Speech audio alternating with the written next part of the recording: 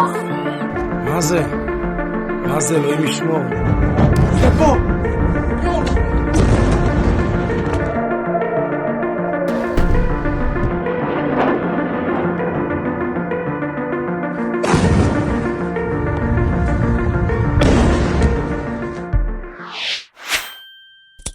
지난 13일 이스라엘이 이란 영토를 타격했습니다.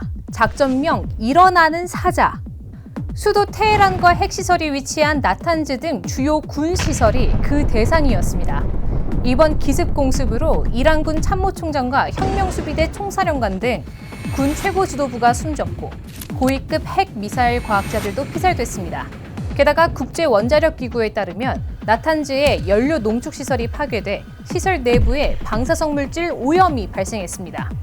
이스라엘의 공습이 성공한 배경에는 치밀한 첩보활동이 있었습니다. 이스라엘의 정보기관 모사드는 오랜 기간 정보 수집을 하며 주요 요인과 시설 위치를 파악했고 밀반입한 드론 등을 활용해 목표물을 타격했습니다. 하지만 이번 공습의 피해자 대부분은 민간인으로 파악됐는데요. 이란 보건부는 이스라엘의 공습으로 220여 명이 숨지고 약 1,300명이 다쳤는데 이 중 90% 이상이 민간인이라고 밝혔습니다.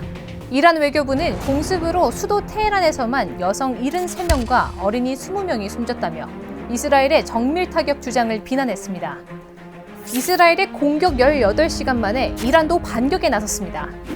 우선 무인 드론 100여 대를 발사한 데 이어 지난 14일부터는 이스라엘 주요 도시들에 미사일 100여 기를 발사했습니다.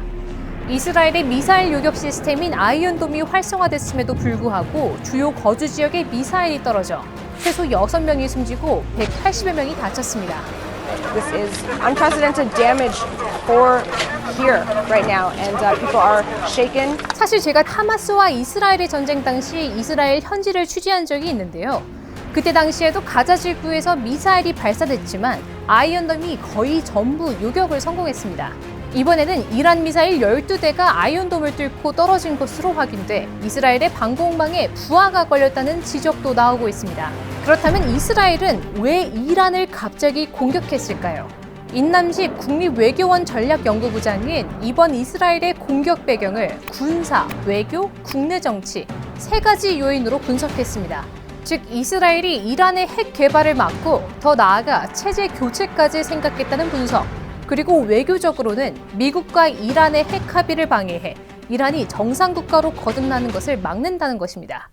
또 네타냐후 총리가 가자에서 휴전한 뒤에도 정권을 존속시키려면 전시체제를 유지할 필요가 있었고 따라서 이란과의 새로운 전선을 형성할 필요가 있었다는 분석도 나옵니다. 그렇다면 이번 전쟁은 어떻게 흘러갈까요?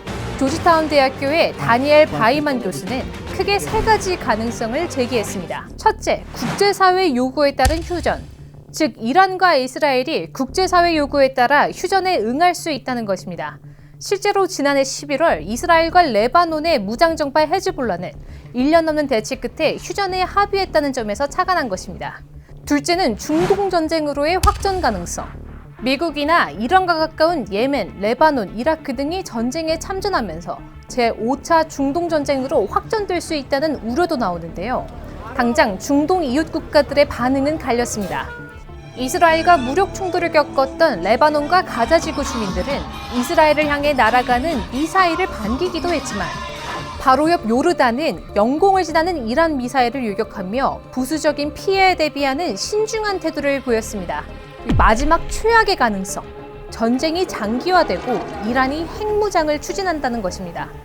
이란이 이스라엘의 공격을 명분 삼아 핵 개발을 가속화할 수 있다는 것인데요. 이렇게 되면 중동 지역의 핵무장 도미노를 일으키고 지역 불안을 가중시킬 수 있습니다. 당장 이란은 이스라엘이 공격을 멈춘다면 자신들도 보복을 중단하겠다는 입장인데요. 이재명 대통령도 참석한 G7 정상회의에서도 이번 이스라엘과 이란의 군사 충돌이 최대 현안으로 다뤄질 예정인데 과연 평화적인 해결책이 나올 수 있을지 관심이 모아지고 있습니다.